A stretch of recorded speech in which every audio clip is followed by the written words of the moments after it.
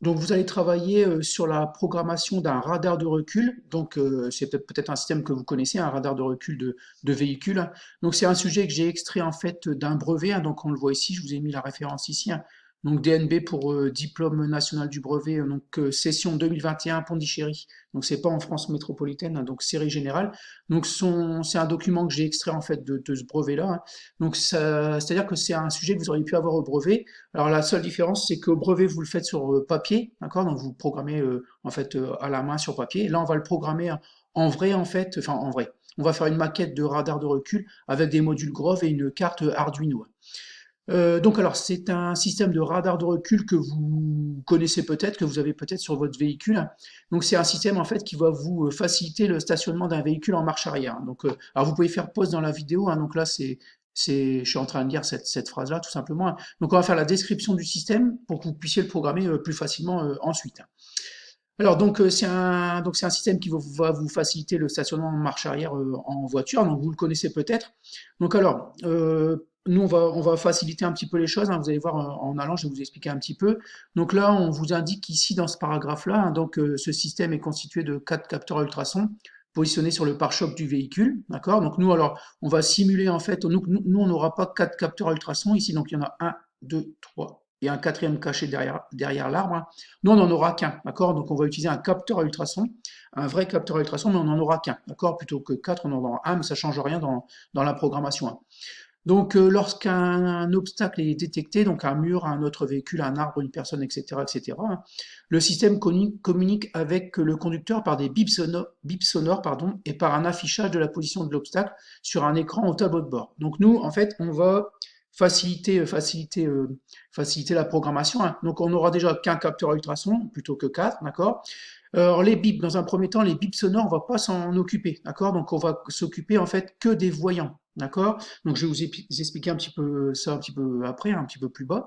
Donc alors, enfin, je vais l'expliquer tout de suite, ce sera peut-être plus simple. Donc ici, nous, on va simuler en fait, donc l'affichage du tableau de bord, nous on l'aura pas, hein, d'accord? Donc on va en fait simuler ici. Donc vous voyez ici, on a les quatre capteurs, d'accord? Et puis les LED, donc les voyants rouge, orange et vert, d'accord?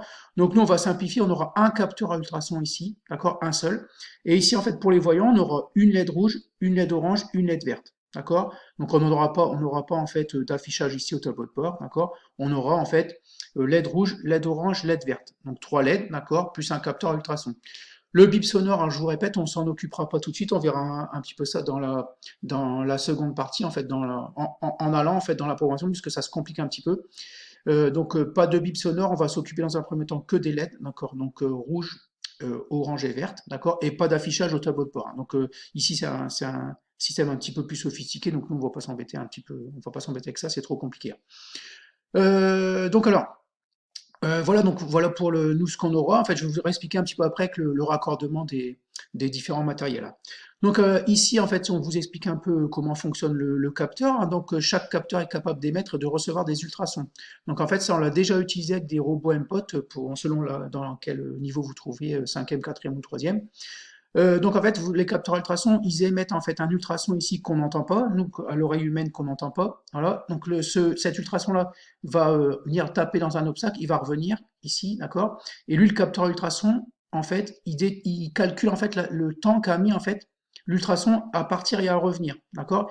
Et en fonction du temps qu'il a mis en fait, du temps qu'on a calculé entre l'émission et la réception, il en déduit en fait la distance à laquelle se trouve l'obstacle. D'accord? Donc ça, on a un module ici en M-Block qui marche très bien, un capteur ultrason, je vous montrerai un petit peu après. Alors ici, lorsqu'un obstacle est présent face au capteur, le délai entre l'émission et la réception de l'onde permet de connaître la distance qui les sépare de l'obstacle. Donc c'est ce que je viens de vous expliquer. Les informations sont ensuite traitées par l'ordinateur de bord. D'accord? Donc ensuite, ici, l'ordinateur de bord, en fonction de ce qu'il obtient comme distance, il allume des LED, des bips sonores, etc. en fonction de la distance. Donc voilà, on descend un petit peu, là on continue. Voilà, document 3, vous allez voir qu'il y a des conditions, hein. Alors, voilà ici document 3, l'affichage au tableau de bord s'active lorsque la distance entre l'obstacle est inférieure ou égale à 2 mètres. Donc là, faites attention, ici, ça c'est plus bon, d'accord? Ça c'est pas bon, 2 mètres c'est pas bon. Moi j'ai modifié en fait distance ici, d'accord? Donc 2 mètres, vous en occupez pas. J'ai modifié la distance ici pour nous faciliter le travail. Donc des voyants verts apparaissent, puis orange, puis rouge, au fur et à mesure que le véhicule se rapproche de l'obstacle. Donc c'est ce qu'on va voir un petit peu après ici. Ils sont accompagnés d'un signal sonore émis par un buzzer et dont le rythme s'accélère lorsque la distance diminue. Donc ça c'est pareil, on ne va pas s'en occuper dans un premier temps puisque ça complique un petit peu la programmation. Donc moi je vous ai remis ici en fait les conditions pour lesquelles on va activer des voyants ici et activer le buzzer. D'accord? Donc on va en parler encore une fois du buzzer, mais pour l'instant dans la première programmation, dans le premier programme que vous allez réaliser, on s'en occupe pas. Donc ici, en fait, donc là, on parle de la distance par rapport à l'obstacle, entre le véhicule et l'obstacle, d'accord? Donc si la distance entre le véhicule et l'obstacle est strictement supérieure à 30 cm, voilà, ici, donc ce document-là, je vous le donnerai. Donc strictement supérieur à 30 cm, on n'allume aucun voyant, donc aucune LED, d'accord? Et aucun signal sonore, d'accord? Ensuite, ici, donc ça, il faudra bien le dire parce que c'est important pour la programmation. Donc si la distance entre le véhicule et l'obstacle est inférieur ou égal à 30 cm et strictement supérieur à 20 cm, on active le voyant vert, donc la LED verte, et un signal sonore toutes les 0,5 secondes. D'accord? Ensuite, on continue.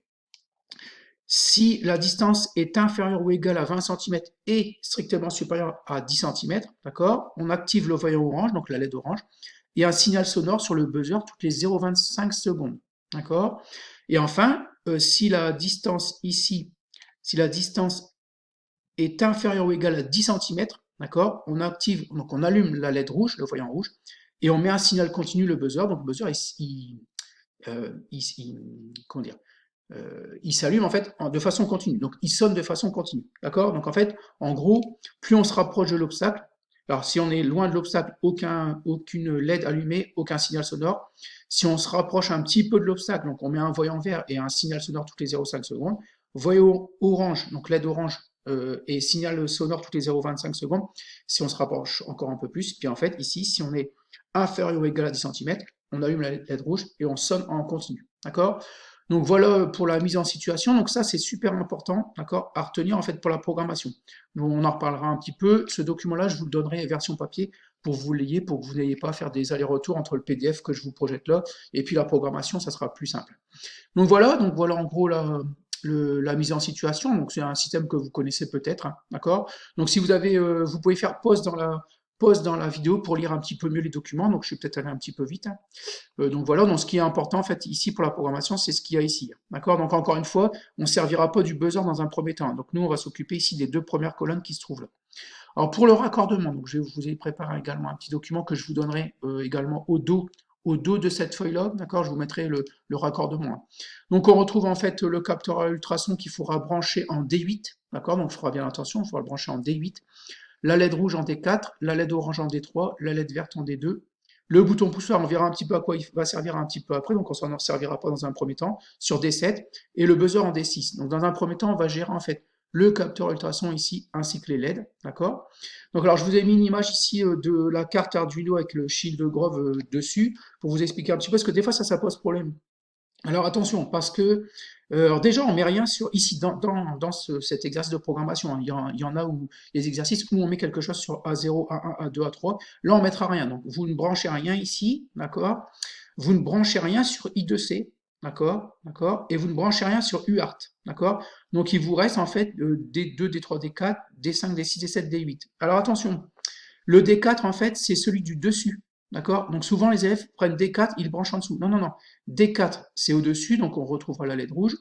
D3, c'est au-dessus, on retrouvera la LED orange. D2, c'est au-dessus, on retrouvera la LED verte. Donc D8 ici. D8, donc c'est bien celui au-dessus, on retrouvera le capteur ultrason. D7, le bouton poussoir. Et D6, le buzzer. D'accord? Donc, alors, je vous donnerai pas forcément le matériel tout de suite, vous n'aurez pas forcément besoin du matériel. Tout de suite, quand vous aurez réalisé votre programme, là, à ce moment-là, vous pourrez venir chercher un carton avec le matériel dedans et vous vérifierez les branchements. Parce que les élèves branchent plus ou moins et débranchent plus ou moins le matériel. Il faudra bien vérifier que vous êtes bien raccordé comme ceci. Donc voilà un petit peu pour la première vidéo de la mise en situation du radar de recul.